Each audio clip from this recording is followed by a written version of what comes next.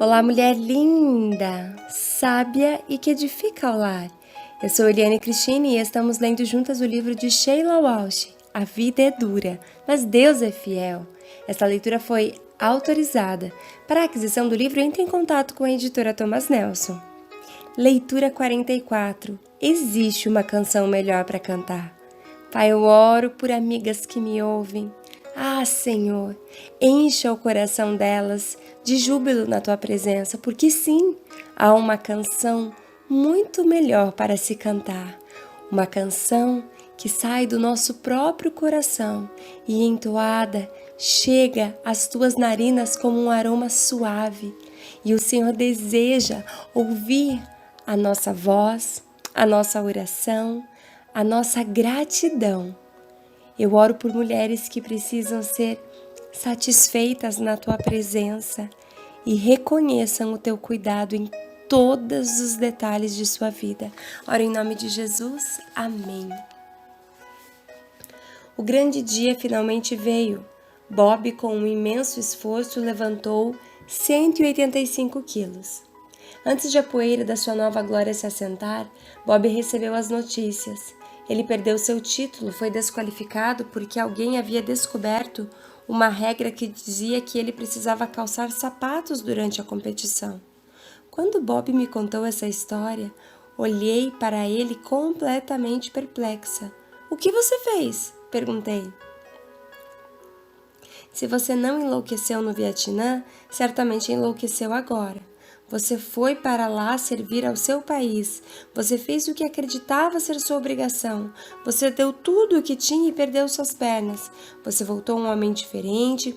Você trabalhou e treinou para quebrar um recorde mundial. E eles têm a ousadia de dizer-lhe que pelo fato de você ter esquecido suas pernas no Vietnã, estava sendo desqualificado?" Bob sorriu e simplesmente respondeu: "O que poderia eu fazer?" Olhei para o rosto do juiz, apertei suas mãos e lhe disse: "Entendo, tudo bem." Bob Willand me mostrou naquela manhã que ele entendeu algo que nenhum livro, senão a palavra de Deus, pode nos ensinar. No fim das contas, nenhuma coroa terrena tem valor. Ele decidiu lembrar que Deus é fiel. Imagino que no dia em que lhe tiraram a medalha em algum lugar tranquilo e desconhecido, uma joia muito maior e infinitamente mais valiosa foi colocada na coroa de Bob Willand. Um super corredor de maratona sem pernas. Mas Bob não havia terminado ainda. Ele tinha o sonho de fazer algo para os sem-tetos norte-americanos e decidiu que, apesar de não ter pernas, ele ainda tinha suas mãos. Ele caminharia pelos Estados Unidos para arrecadar dinheiro para os sem-tetos, com luvas especiais construídas como sapatos. Bob partiu, movimentando seu peso apenas com seus braços e suas mãos, numa jornada de uma costa a outra, que demorou 3 anos e meio. Suportou todo tipo de clima, recebeu o apoio de pessoas improváveis e sofreu a oposição de pessoas que se sentiram ofendidas por sua deficiência. Um garoto de 8 anos se aproximou dele e lhe deu 20 centavos. Pessoas sem lares o viram, pegaram o trocado que tinham e o deram para ele, pois entenderam que ele estava querendo fazer uma diferença. Por onde passava, Bob pedia que Deus lhe desse a oportunidade de falar com as pessoas sobre a diferença que Jesus havia feito em sua vida. Certo dia, após caminhar quilômetros após quilômetros sem encontrar um único carro, ele perguntou ao Senhor: "Antes de me deitar nessa noite, poderias me enviar apenas 2 pessoas? Faça um carro parar para que eu tenha a oportunidade de conversar sobre ti com 2 pessoas." O sol já estava se pondo quando um carro parou do seu lado e um casal idoso saiu. Conversaram com Bob durante muito tempo sobre muitas coisas e finalmente Bob disse: "Vocês podem me dizer algum motivo pelo qual não podem entregar suas vidas a Jesus neste momento?" O casal lhe disse que não tinham motivo para não fazê-lo e ali à beira da estrada se ajoelharam e oraram entregando sua vida ao Senhor como Salvador. Mas há mais alguma coisa em sua história. Tenho certeza de que aquela noite na cama ele teve um sorriso em seu rosto, e talvez uma lágrima tenha corrido pelo seu rosto, porque o casal idoso que ele havia levado ao Senhor naquela estrada poeirenta eram seus próprios pais. Agora eles também tinham uma canção melhor para cantar, pois pela primeira vez em suas vidas eles haviam depositado sua esperança naquele que transcende todas as decepções e todos os sonhos destruídos da vida. Nossa esperança em Cristo nos capacita a vir a Deus com nossas mãos abertas, nas quais Ele coloca o que quiser e das quais Ele pode retirar o que não deveria estar ali. Sempre existe um caminho. Quando o mundo pergunta se existe alguma esperança, podemos dizer certamente sim. Ou como Philip Yancey expressou, ninguém está isento de tragédias ou decepções, nem mesmo o próprio Deus estava isento.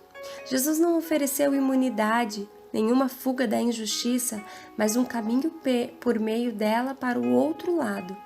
As palavras de Yancey me lembram de uma ilustração usada muitas vezes por Corrie ten Boom. Quando ela falava, levantava um tapete com o lado errado, voltado para a plateia. Isso não é lindo? Ela perguntava.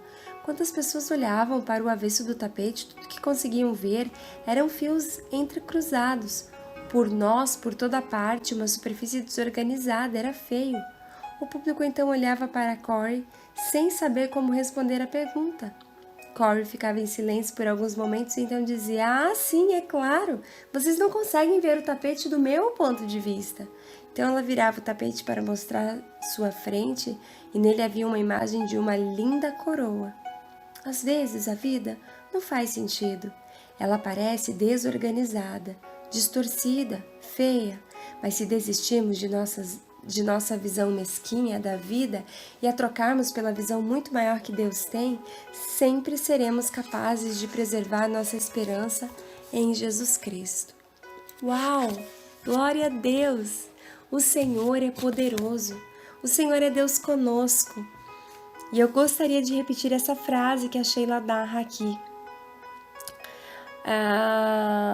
Os pais dela haviam depositado a esperança deles naquele que transcende todas as decepções e todos os sonhos destruídos da vida.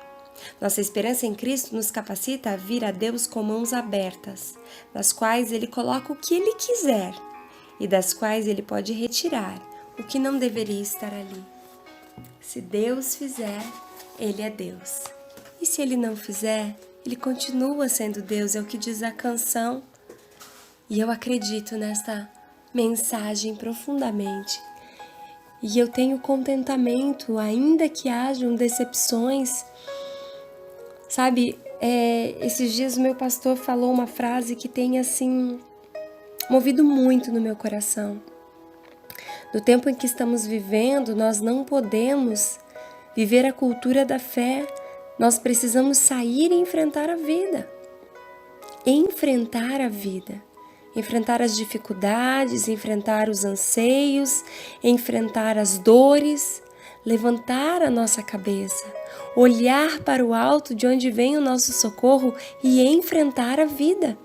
Seguir em frente, um dia de cada vez. Gosto muito dessa frase, dessa cultura que os alcoólicos, os alcoólicos anônimos trabalham com os seus dependentes, de que é um dia de cada vez. Nós, como cristãos, precisamos aprender a viver um dia de cada vez e que sejamos gratos pelo dia de hoje, pelas bênçãos que recebemos no dia de hoje. Eu lembro de um livro que eu li na minha infância, que eu recomendo, agora, anos depois, descobri que a autora é cristã. Aquele livro que fala Poliana menina, Poliana moça, Poliana mulher. Existem três livros que falam a respeito. E nesse livro, a Poliana, você veja que é algo que eu li na minha infância, quando eu tinha acho que uns 11 anos, pré-adolescência, e eu nunca mais me esqueci. A Poliana, uma menina, dizia assim: conte as suas bênçãos. E ela inventou uma brincadeira com as pessoas que estavam ao seu redor, seus vizinhos, o dia do contente. Todo dia ela tinha algo para enfatizar que era um dia do contente. Todo dia ela tirava proveito, lições de vida, de gratidão, de circunstâncias das mais inusitadas. E eu fico me perguntando se o Bob, esse rapaz, esse homem que veio do Vietnã sem as pernas, ele fez igual, ele tirou proveito, mesmo em meio às trevas, às dores, ao caos. O que nós temos feito a respeito das situações que temos vivido? Nós precisamos enfrentar a vida, porque afinal de contas é Deus que nos capacita para algo muito maior. Que tiremos o nosso olho daquilo que é corruptível e que possamos olhar além das circunstâncias, para aquele que transcende qualquer decepção, para aquele que sonda os nossos corações, para aquele que coloca a vida e retira a vida, pega ela de volta. A palavra do Senhor declara que até os fios que tem de cabelo na nossa cabeça estão todos contados. Quem somos nós para contender com o Criador? Que sejamos gratos por cada um dos fios que estão aqui hoje na minha cabeça, aqueles que não caíram, e que eu seja grata por aqueles que caíram também, porque eles estiveram muitos anos na minha cabeça. Glória a Deus! Que o Senhor te abençoe, que você guarde essa palavra no teu coração e que você viva profundamente a gratidão ao Senhor. Um grande beijo. Até a nossa próxima leitura.